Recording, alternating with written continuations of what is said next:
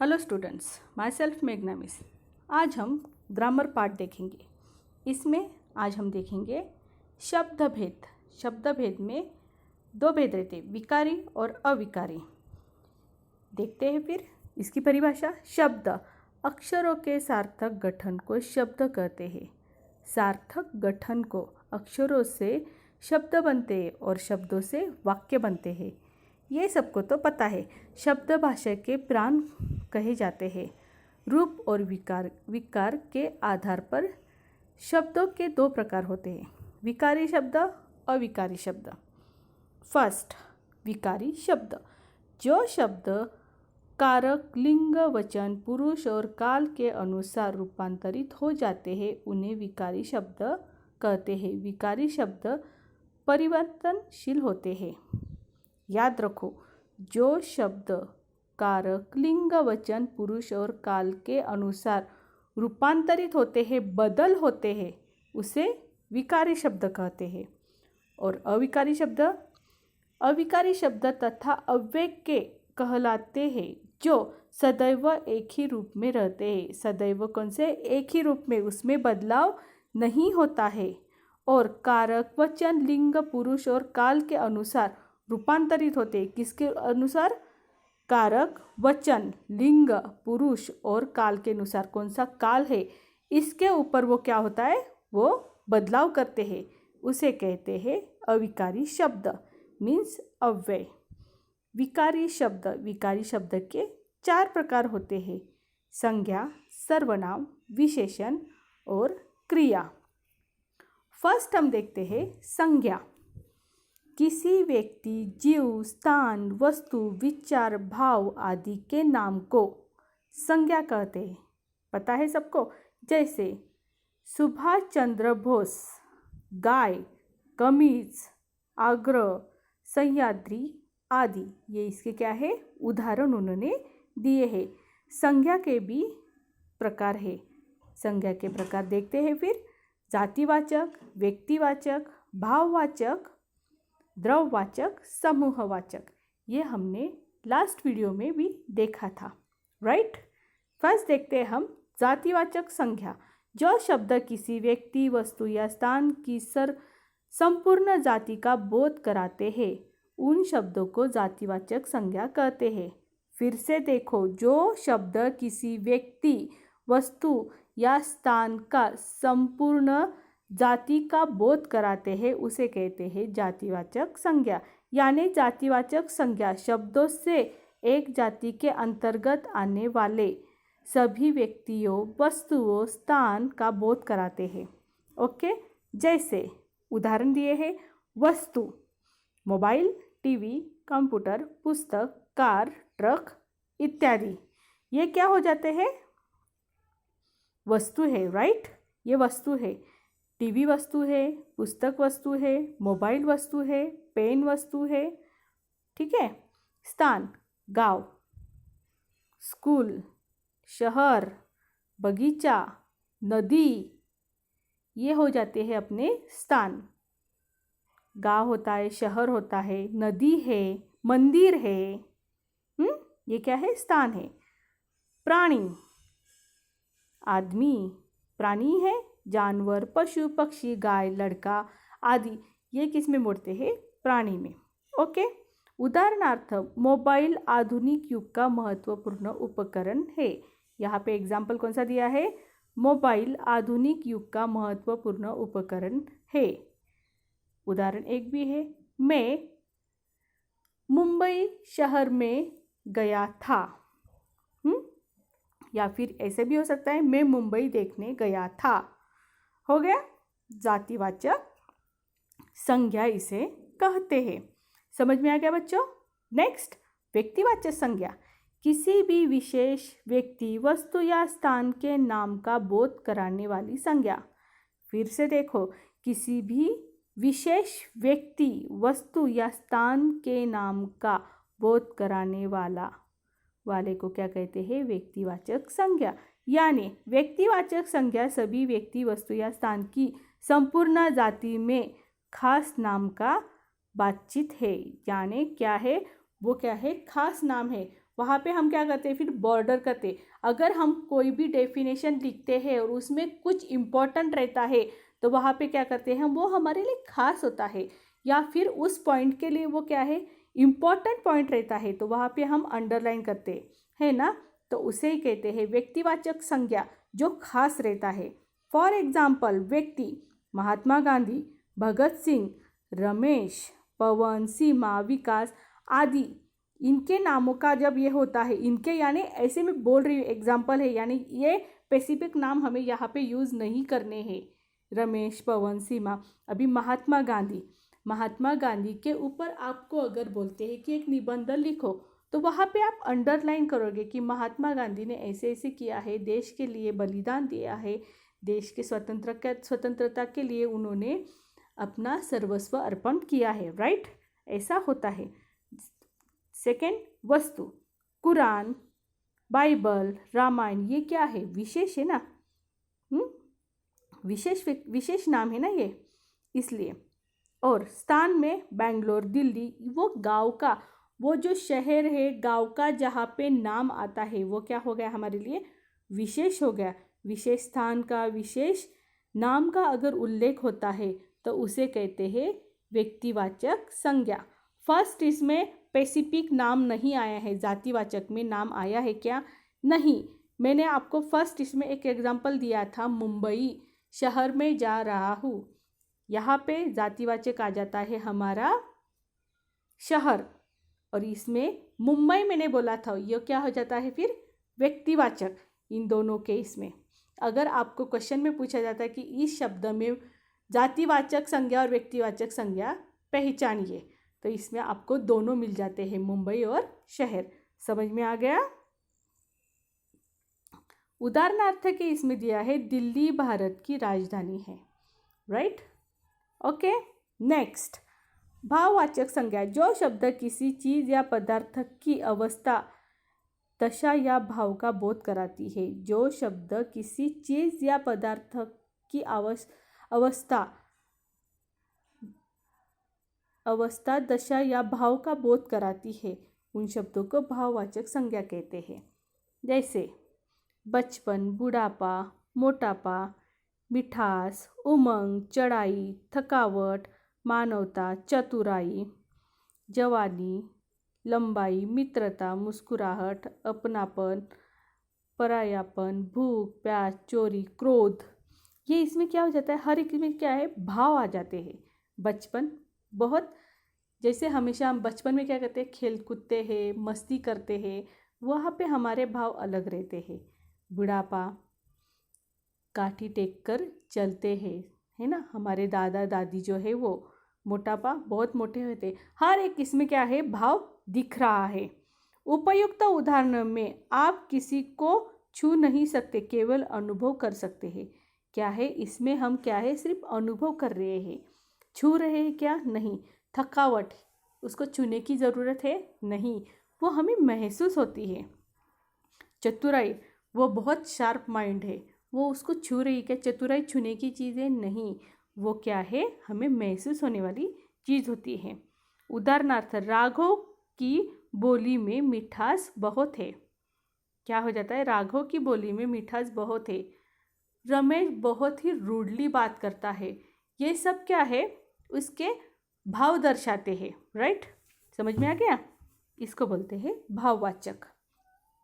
द्रव्यवाचक, जो शब्द किसी ठोस तरह, पदार्थ, धातु, अधातु या द्रव्य का बोध करते हैं, उसे कहते हैं द्रव्यवाचक। द्रव्यवाचक संज्ञा ढेर के रूप में नापी या तोली जाती है, जैसे कि कोयला, पानी, तेल, घी, लोहा, सोना, चांदी, हीरा, चीनी, फल, सब्जी आदि। लोहा से तलवार बनती है, सोने से गहने बनते हैं, इसे बोलते हैं द्रव्यवाचक। बहुत आसान है ये। समूहवाचक संज्ञा, जिस संज्ञा शब्द से किसी भी व्यक्ति या वस्तु के समूहों का बोध होता है, उन शब्दों को समूहवाचक संज्ञा कहते हैं। जैसे भीड़, मेला, सभा, कक्षा, परिवार, पुस्तकालय, झुंड, गिरोह, सेना, दल, गुच्छा, दल, टुकड़ी आदि। सेना देश का अभिमान है। यहाँ पे एक ही है क्या? नहीं, जो भीड़ में रहते हैं, जो समूह करके रहते हैं, है कि नहीं, जो ग्रुप में रहते हैं, उसे बोलते हैं समूहवाचक संज्ञा। समझ में आ गया? जो ग्रुप में रहते हैं, जो दल में रहते हैं, जो भीड़ में रहते हैं, मेले में बहुत सारे लोग हैं, ये क्या है? समूहवाचक संज्ञा। मेले में एक जन रहता है क्या? नहीं, बहुत सारे लोग वहाँ पे आते हैं, तो ये है समूहवाचक संज्ञा। ये हो गया हमारा फर्स्ट। अभी सेकंड, सर्वनाम। संज्ञा के हमने सब पार्ट्स देखे, अभी सर्वनाम देखते।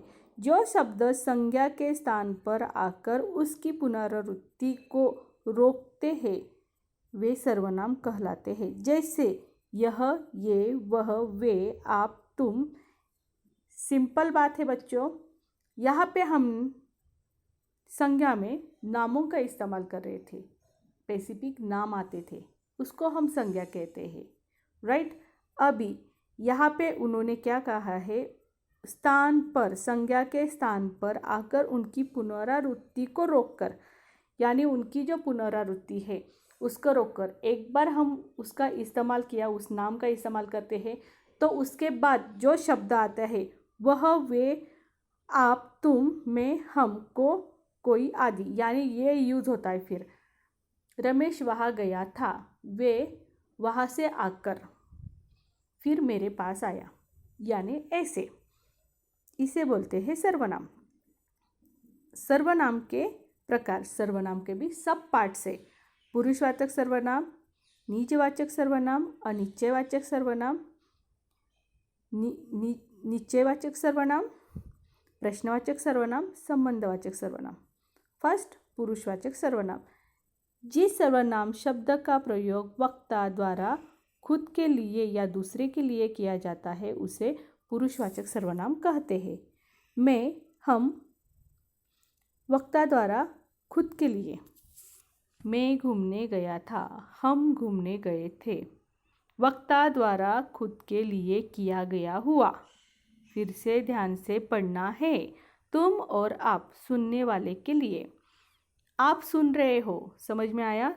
सुनने वाले के लिए। और यह, वह, ये, वे, किसी और के बारे में, तीसरे व्यक्ति के बारे में जब हम यूज़ करते हैं उसके लिए और यह, वह, ये, यह, वह, ये, वे आदि का इस्तेमाल होता है। मैं स्कूल जा रहा हूँ, ये किसके लिए है? मेरे लिए। जो वक्ता है, जो बोल रहा है खुद के बारे में। सुनने वाले के लिए है, तुम कहाँ जा रहे हो। अब सामने का व्यक्ति के लिए हम जो बोलते हैं, तुम कहाँ जा रहे हो या फिर आप कहाँ जा रहे हैं। ओके, ये ऐसे, इसे बोलते हैं पुरुषवाचक सर्वनाम। निश्चयवाचक सर्वनाम। जो सर्वनाम शब्द किसी निश्चित व्यक्ति, वस्तु अथवा घटना की ओर संकेत करे उसे निश्चयवाचक सर्वनाम कहते हैं। जैसे यह, वह, ये, वे आदि। उदाहरणार्थ है, यह भारत देश है। फिर से ध्यान से, जो सर्वनाम शब्द किसी निश्चित व्यक्ति, वस्तु अथवा घटना की ओर संकेत करते हैं उसे निश्चयवाचक सर्वनाम कहते हैं। भारत मेरा देश है। निश्चयवाचक सर्वनाम, भारत है वह हमारा देश है, राइट। इसको बोलते हैं निश्चयवाचक सर्वनाम। थर्ड वन, अनिश्चयवाचक सर्वनाम। जिस सर्वनाम शब्दों से वस्तु, व्यक्ति, स्थान आदि की अनिश्चितता का बोध नहीं होता है, अनिश्चयवाचक सर्वनाम उसे कहते हैं। जैसे कुछ लोग गांव चले गए। कुछ गए, कितने गए ये पता है? नहीं पता है, कुछ गए हैं बस। ओके, इसे बोलते हैं अनिश्चयवाचक। उन्होंने डेफिनेटली, यानी इतनी क्वांटिटी है, 10 लोग गांव को गए, ये क्या है? 10 लोग गांव गए। निश्चयवाचक सर्वनाम में जाता है, लेकिन यहाँ पे क्या बोला है? कुछ लोग गांव पे गए, गांव गए। कितने गए ये नहीं पता है, इसलिए इसको बोलते हैं अनिश्चयवाचक सर्वनाम।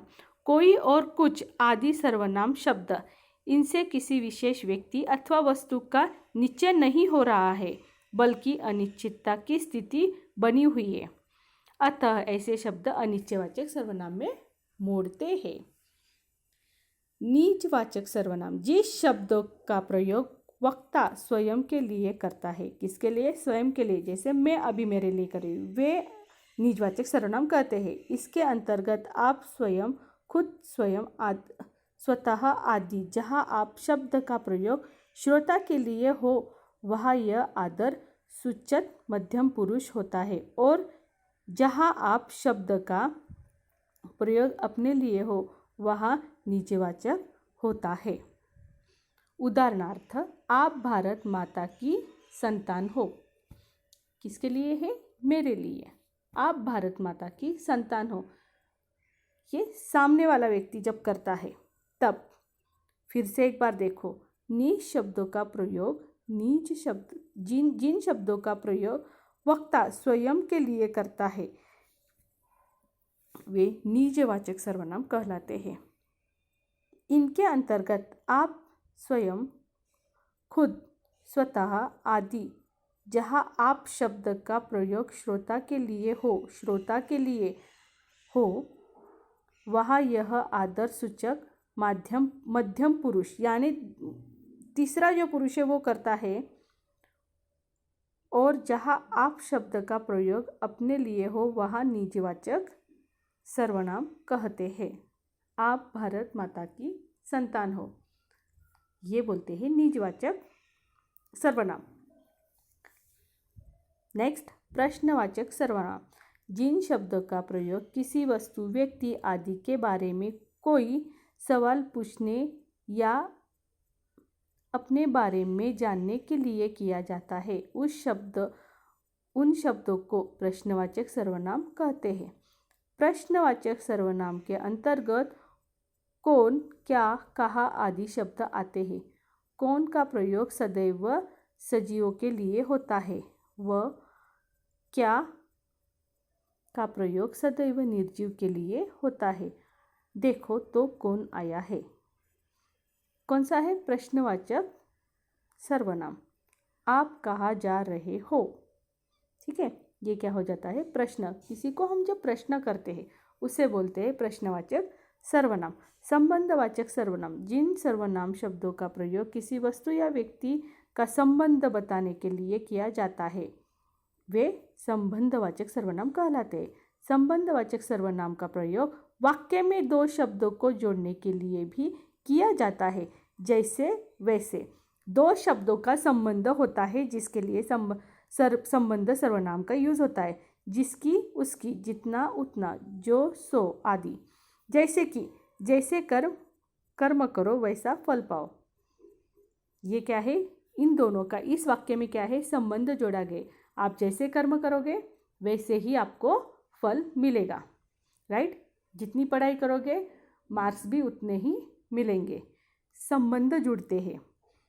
नेक्स्ट, थर्ड वन, विशेषण। जो शब्द संज्ञा अथवा सर्वनाम की विशेषण प्रकट करते हैं वह विशेषण कहलाते हैं। वैसे अच्छा बुरा, खोटा खरा, भड़कीला, चमत्कारी, अनोखा, बेढंगा, सुंदर, कुरूप, घना, पतला, साफ आदि। हिंदी में विशेषण के 4 प्रकार होते हैं: गुण विशेषण, परिणाम, संख्यावाचक और सर्वनामिक विशेषण।